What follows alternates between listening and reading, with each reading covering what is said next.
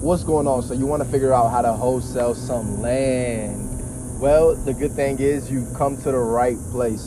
First off, you got to know wholesaling land is not too different than wholesaling houses. However, there are a couple of things you should look out for, and I'm going to discuss that with you guys today. I'll also tell you, my personal experiences with land and if I think land is worth it, and also, how long does it take to get a land deal and how different is it from wholesaling a house, and really what the components are of wholesaling land. So let's go ahead and hop into it. The first thing you really got to know with wholesaling land, like I've already mentioned, it is the same as wholesaling houses. However, you want to look out for a couple of things. So with land, you got to put emphasis on things as far as like the city sewer and city water. So you want to ask your seller if the property is already connected to city sewer and city water, right? So first thing first, well, after that, you want to make sure you figure out if there was a house built there before, right?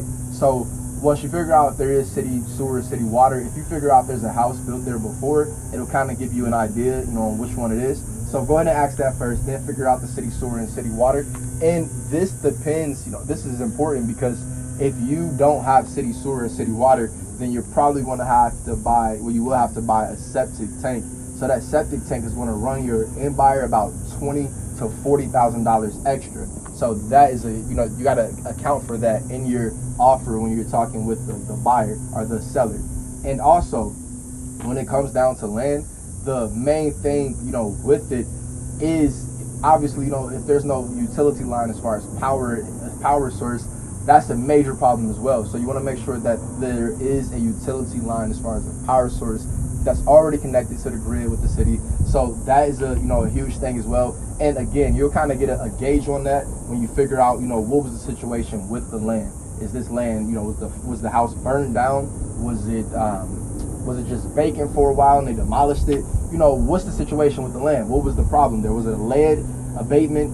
What was the situation? So you want to figure out that, and then also go back and figure out city water, city sewer. That'll tell you about the septic, and then the other part of it is also your electricity utility line. So once you get those things figured out, as long as the lot doesn't have a retaining wall. So a retaining wall in a lot of these houses here in Arizona, up on the mountains, all the way back up in there, the houses up back there and on the mountains, they are built on retaining walls. So if you're buying vacant land up there, let's just say on a mountain or something, or anywhere that needs a retaining wall, you want to figure out if there is a retaining wall there already, and also what was the previous owner plans as far as if there was not a retaining wall. What was their plans as far as how they were going to make the house or the lot buildable. So you want to know if the lot is buildable. So those are the main things that I tell you if the lot is buildable, as far as the water, the utilities, all of those kind of things will let you know if the lot is buildable, and also if you need a retaining wall. So once you have all of those things figured out, you're good to go as far as making your offer. But to go just a smidget more in detail, I feel like when you're dealing with land deals, and not I feel like it, but I know you're coming across a more selective group of buyers. So you're coming across a group of buyers that are selective as far as like they are the ones they're looking for land. So a lot of people are looking for houses, but there may be a smaller niche audience that's looking for the land. So if you're with a smaller group that's looking for land, it's not a problem to still go ahead and look for land if you are a wholesaler that's looking to get a deal.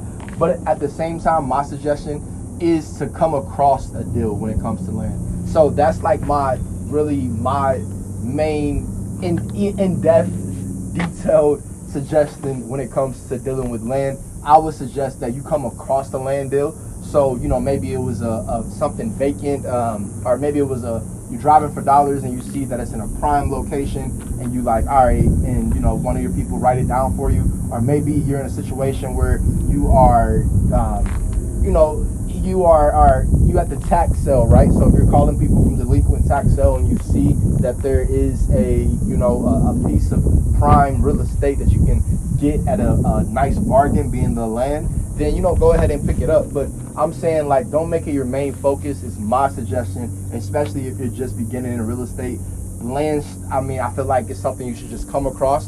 Don't make it like your main focus right away, because you really could be limiting yourself from a lot of other options being single family homes. And also land, I mean, you should definitely don't make it quick as far as, you know, with your inspection period. I recommend that your inspection period is about 30 days for land. And the reason why you'll say 30 days for land is because of everything I just told you. So, and that is the truth. There's a lot of things to check for in land. So you want to make sure your inspection period is like 30 days, and that's like 30 days at minimum, you know, probably even 45 days if you can get it that long. But you want to make sure you get it that long, because again, there is a niche, smaller as far as market of buyers, but also there are a lot of things that you have to check for. And that's stuff that I learned coming from actual buyers of people I've sold land to. They were telling me, like, it's not just as simple as you think, and they told me all the ins and outs of it, and it's really a lot of what I just told you. But again, in order to check for those things, you have to actually call people and get in contact with people and look through records and